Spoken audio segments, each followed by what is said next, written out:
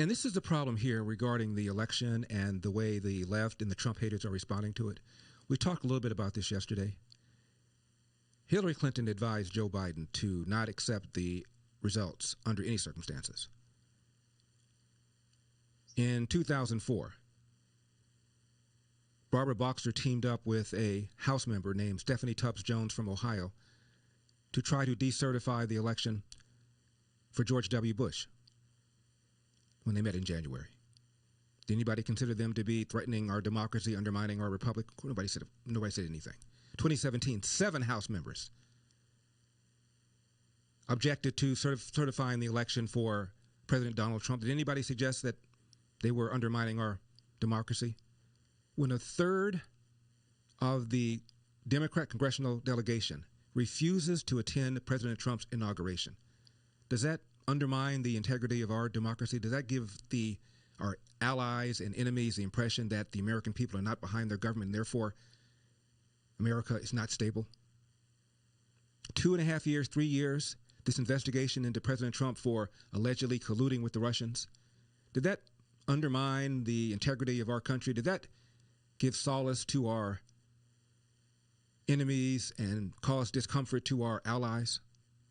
When you said that the 25th Amendment should be invoked, AOC, and all you other Democrats, because the president was mentally unfit, did that undermine the integrity and stability of our democracy?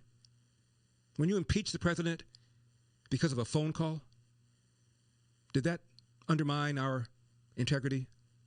And you know it was BS, because during the campaign, neither Kamala Harris nor Joe Biden ever even brought up the impeachment.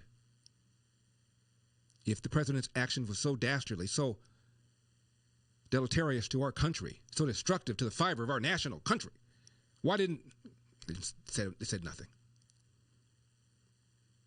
78% of Democrats believe not that the Russians just interfered, but that the Russians changed the outcome of the vote, whether that means the Russians changed the actual voting machines or whether the Russians engaged some sort of mind control over voters so that they were somehow tricked into voting for a guy they otherwise wouldn't vote for. I don't know. But 78% of Democrats believe that the Russians changed the outcome of the vote, even though Jay Johnson, Obama's Secretary of Homeland Security, said, we've never said that. We've never reached that conclusion.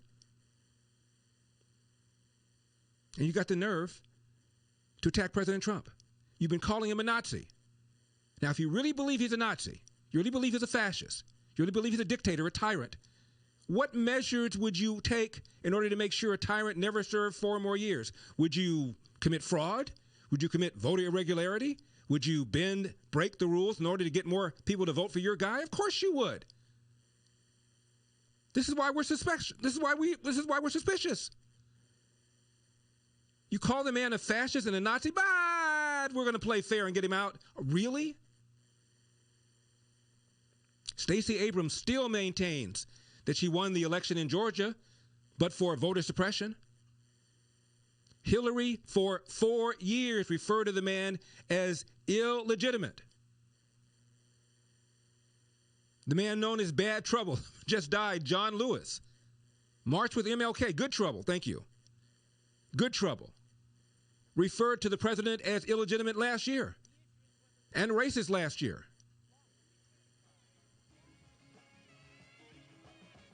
Four congressional seats lost in California 2 years ago because of ballot harvesting, regained because Republicans figured out what the Democrats are doing. And this is what we're going to do. We're going to figure out what these guys did and are doing.